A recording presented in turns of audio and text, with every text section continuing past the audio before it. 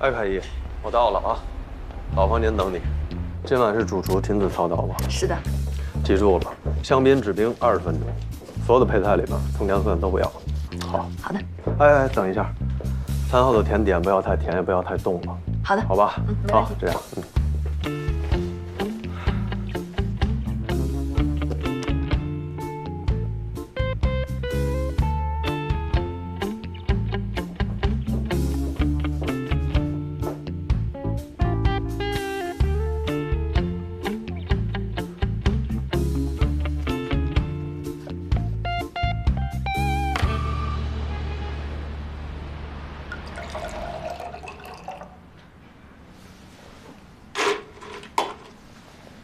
来，干杯！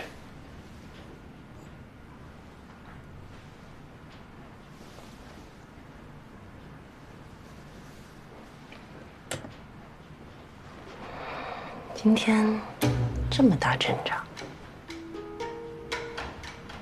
我怎么觉得有一种不怀好意的意思啊？凯姨，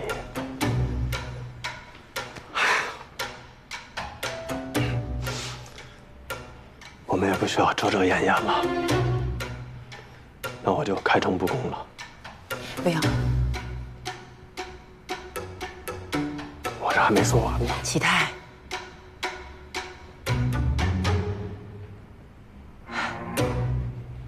我谢谢你为我准备的这一切。我们就这样开开心心的吃饭喝酒，不好吗？啊，这什么意思？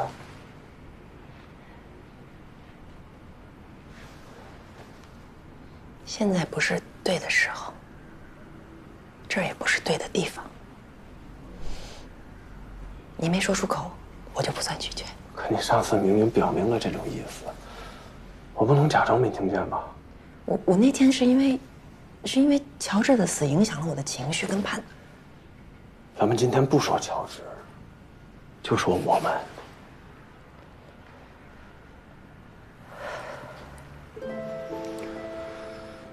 我们在一起3年了，我35岁了，你还比我大1岁，我们真的耗不起了。耗？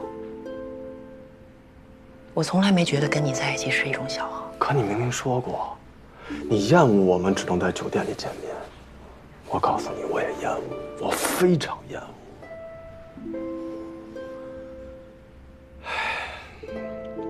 这酒店的套房就像是个牢房，我们被困在里面。哎呦，我累了，我真的累了。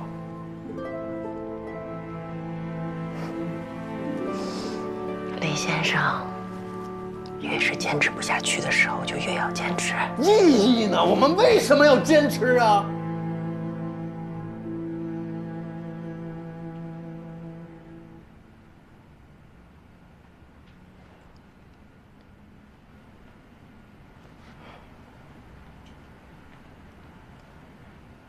我让玛丽帮我去总部打探消息，还真让我猜中了。乔治的死，果然成了导火索。总部马上就要宣布，开始全面清查账务。唉，可你上次不是说过吗？不管怎么查，也查不到我们头上。你的账确实从来没有经过我的手。财务杜霞跟了我很多年，是个靠得住的人。他一定会把账面做得很干净，应该查不出什么纰漏。那你还担心什么呀？啊，不就是拿点回扣吗？投广告的谁不拿回扣？这大家都心知肚明的事儿。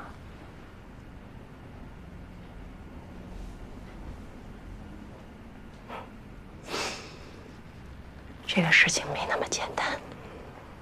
总部之前根本没有启动查账，可经济犯罪侦查大队的人确实在这个时候找到了乔治。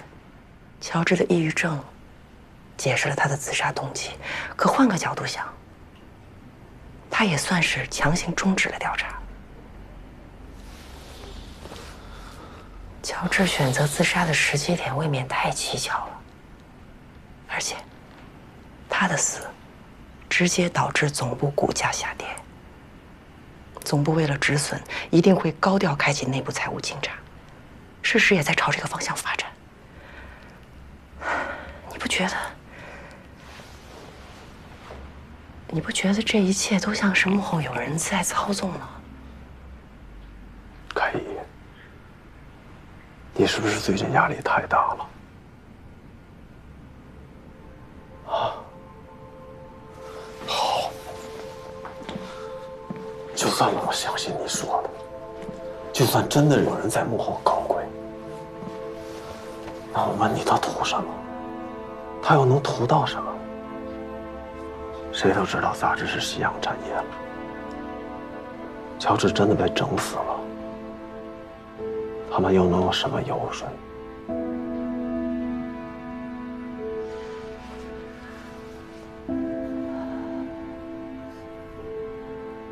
我现在也不知道幕后操盘的人到底想要什么，但是我相信，乔治之后，他们下一个要对付的人，很可能是我。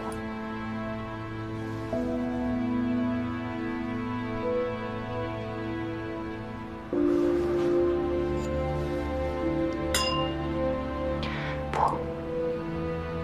一定是我。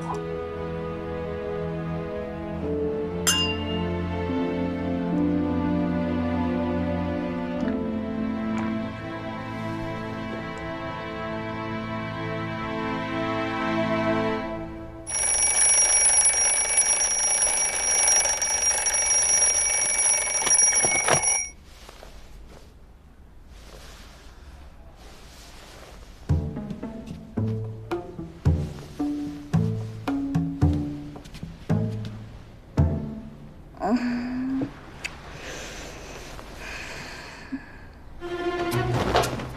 嘛去？抢厕所！那你快点！你催什么催啊？昨天我可没催你啊！你赶紧把早餐做了，顺便把题背了。8、4、7、9、2、1、9、2。是几个？一个。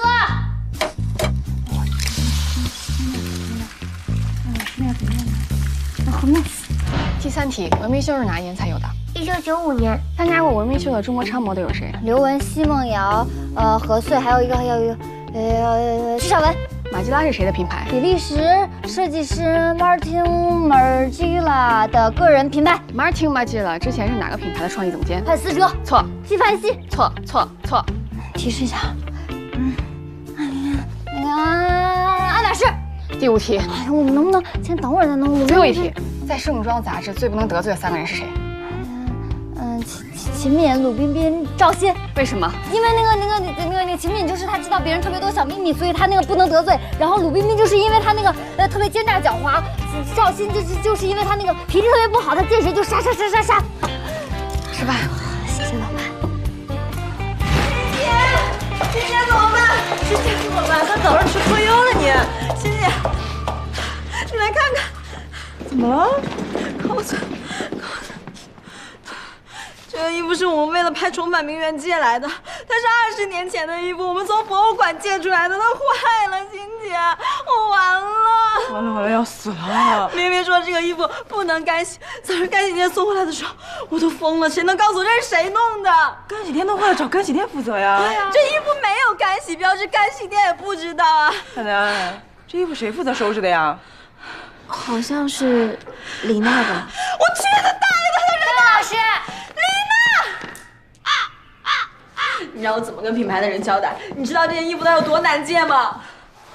对不起啊，可是我真的记得它就在要洗的那些衣服里边。你是瞎吗？要洗的衣服明明只有3件，3件里面有这件衣服吗？它是能洗的衣服吗？对不起啊，水丽姐，我一定会负责的。你拿什么负责？你怎么负责？把你卖了，你能把它买回来吗？你别叫我姐，我跟你不熟。行了，现在这样也没有用，扣子也没有办法复原。你哋搞咩啊？咁唔小心 ，Sherry 啊，我話你講咩啊？我哋係領導品牌保證㗎，現在在怎么还？美人姐，我真的跟他们叮嘱过了，我求他把这个衣服勾起来了，都是李娜把它拿去干洗的。对不起啊。对不起有用吗？你是猪吗？哎呀，行了，多大点事儿啊，晴晴。唔係，呢個係你嘅人搞錯嘅問題。我攞咁大嘅面區人搞件衫。你講廣東話我聽懂嗎？我說我沒有臉去還這件衣服。行，那衣服的事我來負責，我搞定 OK。你搞定？你要怎麼搞定？這個事情是要跟巴黎總部的品牌去談的。實在不行，我賠個品牌唄。不就一個扣子的事嗎？李娜，別傻站着了，衣服的事我會負責，以後你給我小心點 OK。我覺得你們根本就搞不懂這件衣服到底有多珍貴，它不只是扣子的問題。我都說了我會負責，你還想怎麼着？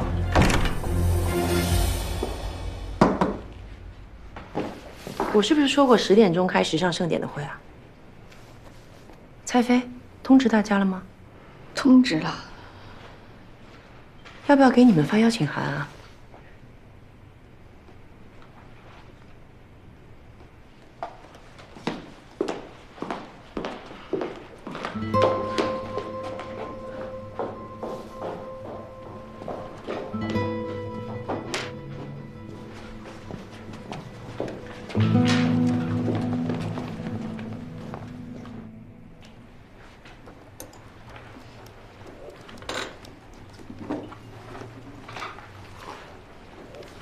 人都到齐了，离年底的时尚盛典已经很近了。今天召集大家来，主要就是分配各个部门的筹备和协调工作。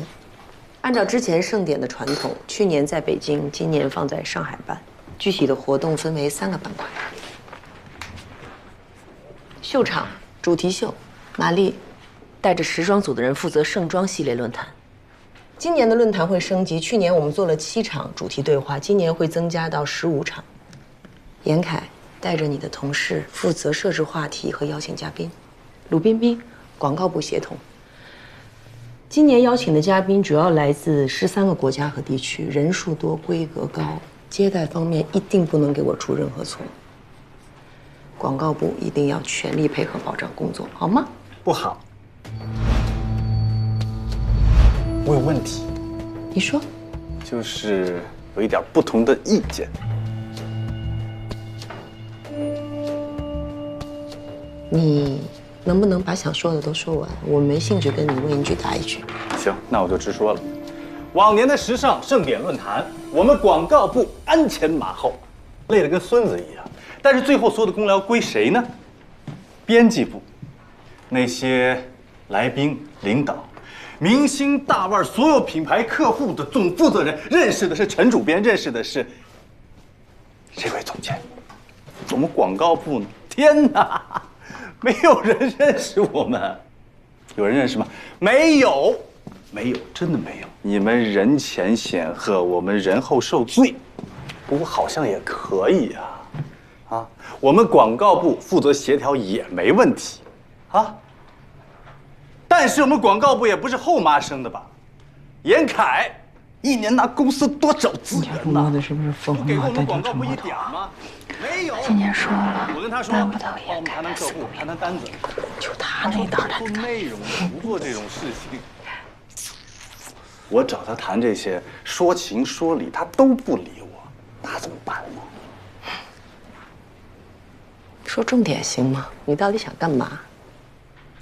时尚盛典，换规矩，谁协助严凯，就协助，我们广告部不协助。陆彬彬，我也懒得跟你说什么私下聊了，我就问你一句，你这么折腾，到底是冲严凯还是冲我？冲严凯啊！哎，但是谁护着他，我就冲谁，够明白吧？好。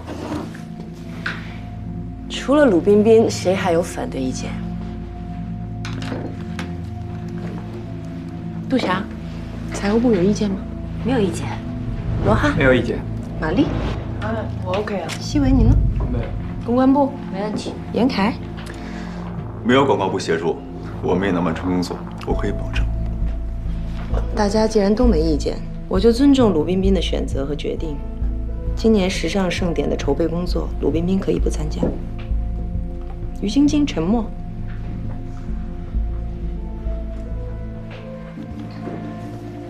你们两个负责带领广告部其他同事，协助编辑部完成今年的筹备工作，有问题吗？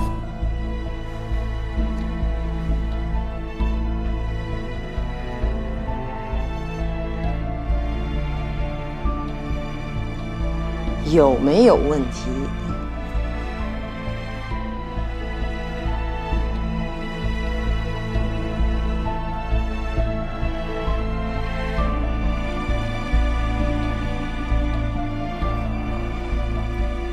我最后问一遍。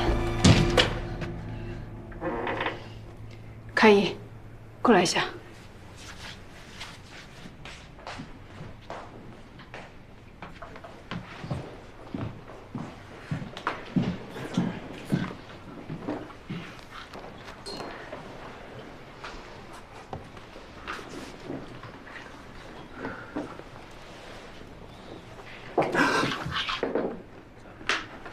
大家快看公司邮箱，出大事了！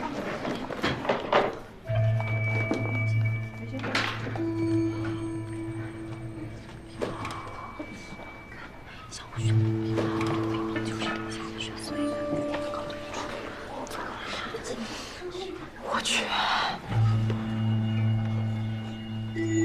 什么东西啊？总部疯了，擦着要办，什么意思？给我看一眼。看不懂啊，什么意思啊2件事：第一，总部查出乔治在账目上确实有问题，接下来要全面清查公司账目；第二，任命萧红雪代替乔治，担任主编。主编不是陈凯怡吗？萧红雪是谁啊？不知道。你不知道啊？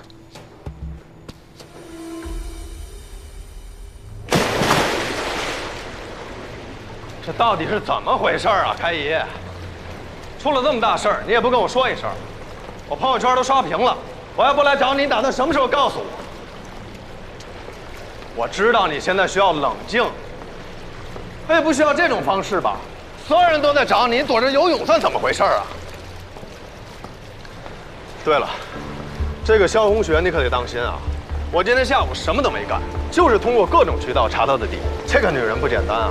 她在你们盛装香港版当主编这几年，可以说是风生水起，八面玲珑，做品牌经营非常有一套。再加上她家里的关系，香港那些大品牌的高层跟她的关系都深不可测。她这回空降到你们这儿做主编，哼，那些大老板可都放话了，她到哪儿资源就跟到哪儿，广告也跟到哪儿。萧红雪这次空降。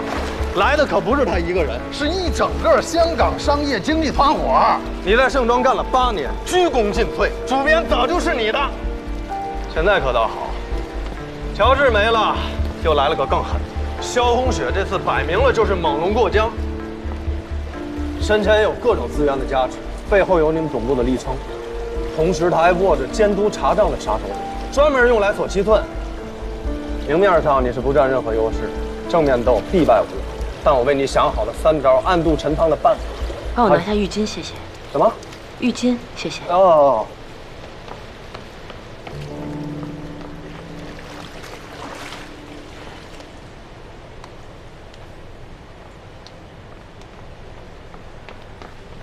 来，披上。来。那我就接着说了。啊，这第1招啊是上策。金蝉脱壳。晚上吃什么？饿了。你不想听了？我见过萧红雪。然后呢？她是个很有魅力的女人，在某种程度上讲，我敬佩她。但她的心思啊，不在内容上。杂志对她而言，更多是商务资源整合平台，而不是内容。那又怎么样？所以，这次不管他带着什么名头来，还是背后有谁撑他，我都不会离开。他要斗，我奉陪。你这是何苦呢？啊？正面斗，这算来算去你都没有胜算。那我再告诉你一件更没有胜算的事情：萧红雪和盛庄集团总部出版人向霆锋是隐婚关系。他这次空降过来，向霆锋一定会想尽一切办法帮他斗我。老向，我去，他可是掌控着你们公司整个盛庄的人事任免权和财务权，你这拿什么跟人家斗？哎，你刚才说他俩是隐婚关系，这你们公司不是明文规定绝不允许高层之间是夫妻关系吗？这是一张好牌呀！我和萧红雪都是女人，用这种男女关系做文章搞臭对方的事情，我没兴趣，也做不出，丢人。那您还有什么牌跟我说说？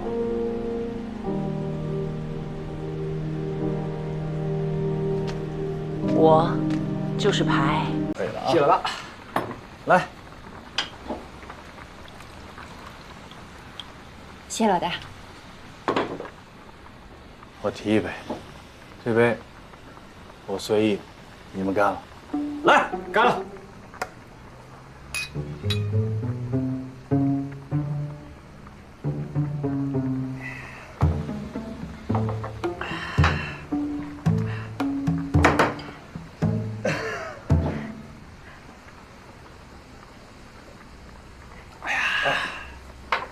今天请大家吃饭，没有别的，就是开心，就是高兴。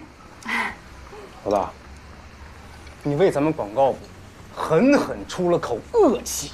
话不是这么说，那是因为你们两个人优秀，真的优秀，关键时候没有掉链子，有骨气。来，我提一杯。说实话，今天陈主编喊到我们的时候，我不知道晶晶啊，我是懵的。但我看到你的时候，我心里就一个念头：挺住。对了哟，哈哈，就应该给陈开怡搞这么一下。老大，我今天真是太服您了啊！今天，以前不服，服啊，以前也服，一直都服，今天尤其特别的服，五体投地的服。哎呀，展开具体说一下。具体展开说哈，我觉得呀，今天就是总部在跟你打配合，为什么呢？你看啊，那个秦敏，他以为把陈毛头叫出去，我们就不知道怎么回事了。结果他前脚一出门，嗖，那个邮件就来了，我们一下子全都知道怎么回事了。哎，老大，1分钟不到，那脸啪啪啪啪啪啪的打，那脸都没法看。对呀，陈开怡啊，以为乔治不在了就能只手遮天，称王称霸。我今天把话放在这儿，总部讨厌他的人多了去了，而且他一直把自己当做什么是一个真正的新闻人，怀揣着新闻的梦想，什么内容为王。现在什么时代啊？现在是什么时代？我问你们，你说。自媒体时代，信息碎片化时代，大众消费精英的时代。哎，对了，所以陈开怡、严凯他们早就被淘汰了啊！焦主编一旦来了，我们吃肉，他们连喝汤的资格都没有。老大，那个萧红雪那么厉害呀？明白人，赚大钱的人，手里的资源大把大把的。我这么说，总部对萧红雪主编寄予厚望，但是你们先喝一杯。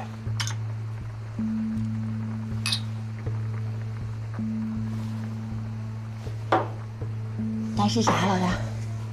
但是萧红雪主编这一回来到我们盛庄，一定会遭到陈开怡跟严凯的极大的反击。那么他手里少什么呀？手里少一张扭转乾坤、锁定大局的牌呀。什么牌？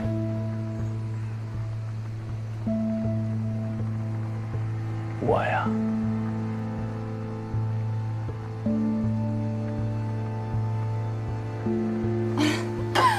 老大说的对，敬这副牌。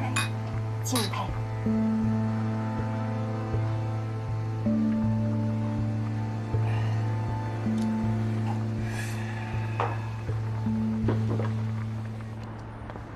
咱俩也不算有交情啊。我这人性格你也应该很清楚。我就想知道个答案：如果萧红雪跟陈开一斗，你会站在哪一边？说实话，盛庄现在已经经不起第2轮的夺权大战了。之前是乔治和陈开怡斗成那样，到最后有什么意义？但这次不一样。争名夺利这种事儿，再不一样能有多不一样？萧红雪这次来，肯定会带来一整套的改革方案。如果陈开一输的话，这本杂志肯定会被改得面目全非。这好像不应该是你们人力资源部应该操心的事儿吧？我做 HR 15年了，大大小小的事情见多，但我还有个身份，我是这本杂志的忠实读者，所以我希望这本杂志能够沿着现在的这种精神气质延续下去。坐下聊。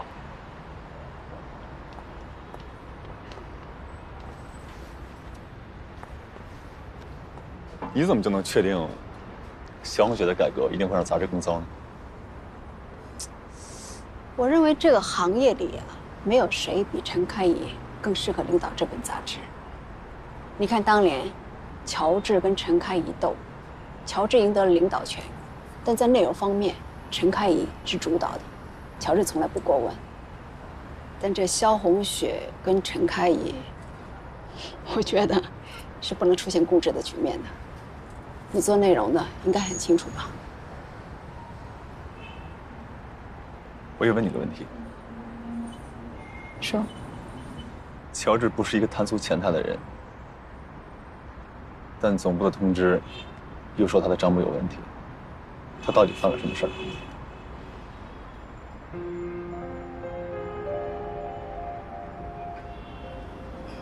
我听说，乔治动过一笔公司的钱，数目还挺大，而且去向不明。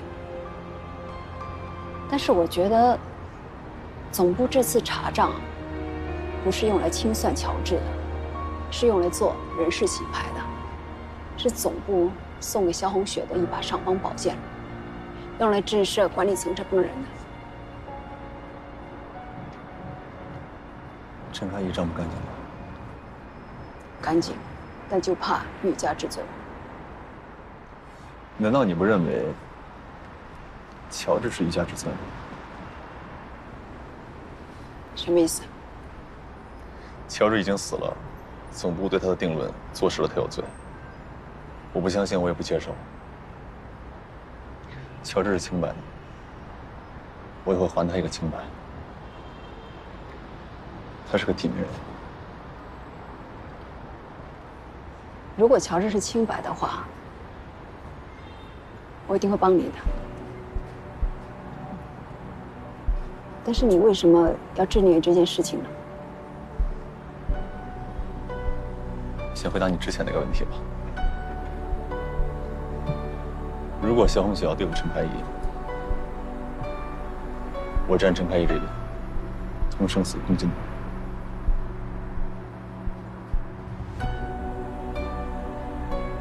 谢谢。我这么做不是为了陈开怡，也不是为了咱们俩可以在这儿达成某种交易。就算你不帮我，我也一定会查出真相。我站陈开怡这边，只有一个原因，我也是这本杂志的读者。来。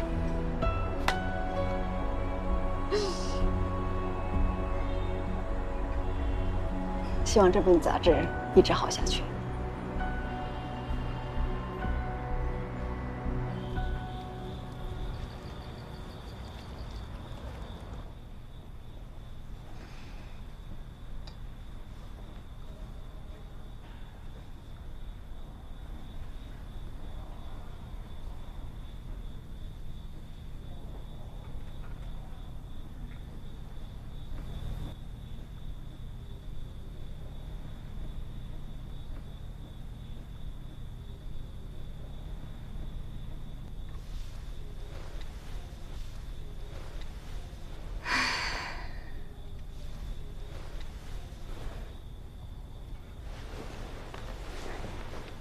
太妃，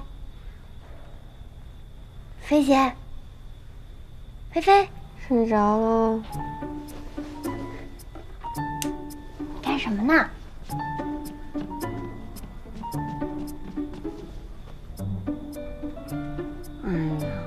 我就是有一件事没想明白。你说，那衣服上明明有标签的，而且这件事情雪梨提醒过我很多次，我不可能把这种小事弄错的呀。干洗标签是谁写的？我。衣服是谁送去干洗店的？我。那不就得了吗？这锅你甩不掉的呀。不是，可是我清楚的记得，我真的没有在那个衣服上放那个标签啊。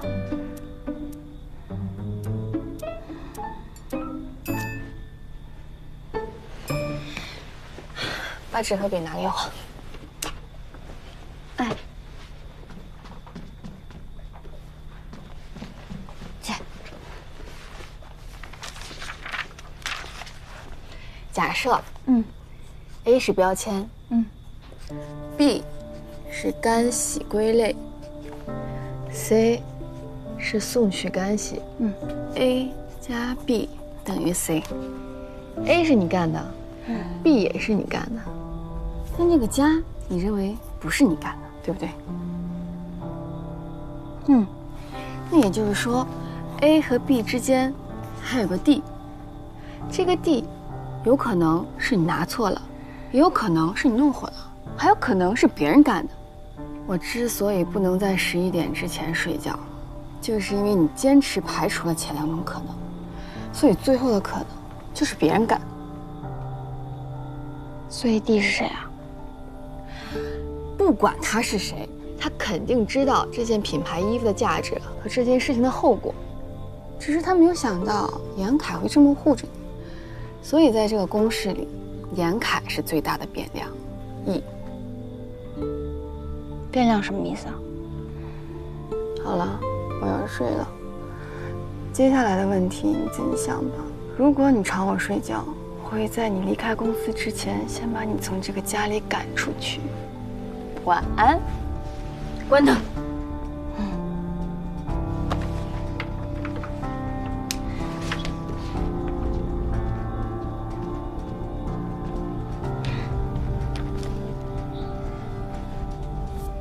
B 是吧 ？A 加 B 等于 C， 中间多了一个 D。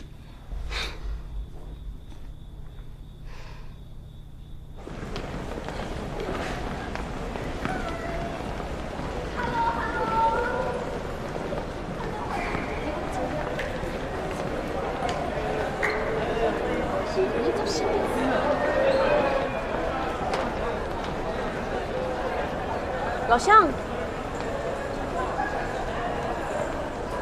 ，surprise！ What a surprise！ 车在等了，走吧。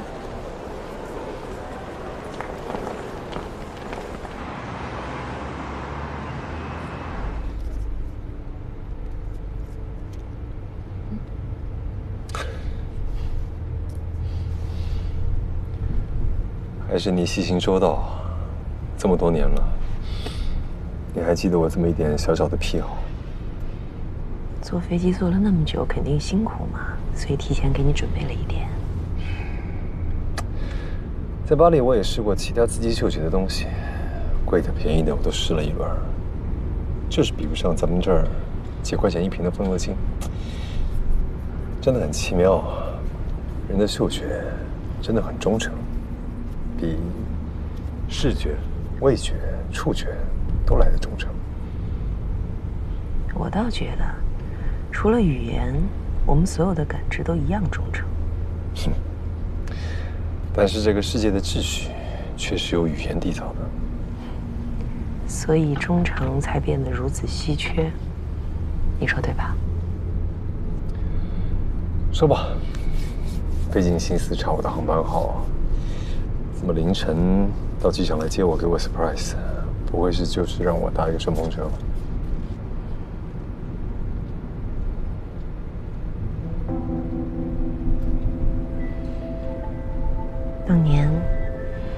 服乔治尚未做主编，明面上还让我假装跟他斗得死去活来。你说总部希望用这种掣肘的方式进行高层管理，不愿意看到我们太团结。我是你一手招进盛庄的，当时听了你的，从竞争中退了出来，和乔治暗中合作。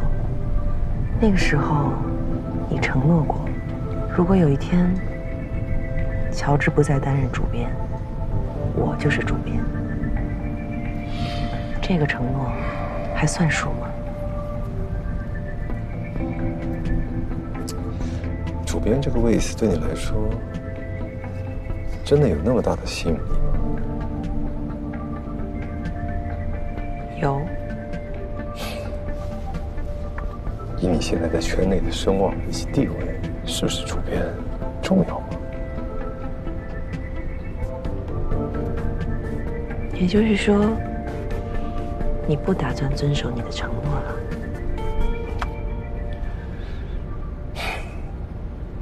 我跟总编辑私底下谈过3次，结果并不愉快。我坚持由你接任主编，但是总编辑没有办法说服董事会。乔治的事情，弄得大家都很不好看。你也知道我们集团的做事风格，他们认为是被你跟乔治欺骗了。欺骗？乔治的事情不是由你揭发的，他们自然就以为乔治此前所有的违规动作是你默许，甚至你们2个早就串通好了的。这件事情我要是处理不好，连我这个出版人的位子都坐不稳。所以他们坚持，主编的人选要从外面空降。萧红雪还没到北京，就算到了北京，这一切也不是最终定局。任命通知已经下达整个集团，萧红雪已经不再是香港版盛庄的主编了，而她的继任人选也已经确定。就算你现在跳出来反对，就算董事会同意，那萧红雪怎么办？我觉得吧，做人做事，吃相不能太难看。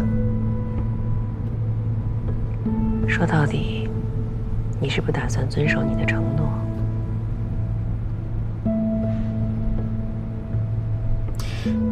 你知道我跟萧红雪的关系吗？放心，我不会拿你们的关系做文章，就算斗，也一定正大光明的斗。我知道你不会拿我跟他的关系来为难他，我了解你。但是毕竟他要空降过来当主编，众目睽睽的，隐婚的事情终究是个雷，哪天会爆也不知道。所以，为了他的事业跟前途，我只能这么做。破釜沉舟，舍居保帅。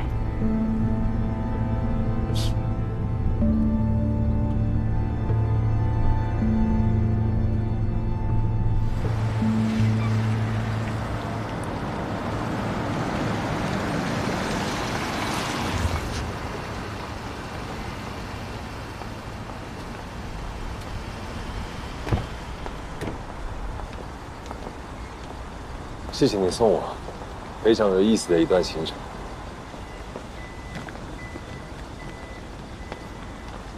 总部这次的主编任免，我不服，麻烦您转告萧红雪，我会开战。你不再考虑一下？从你决定不遵守你的承诺开始，我对你再无忠诚可言。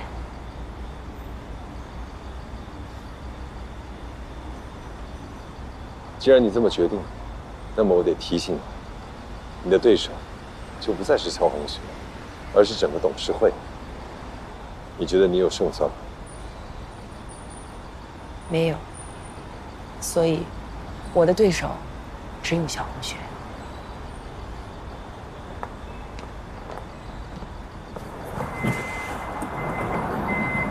开车。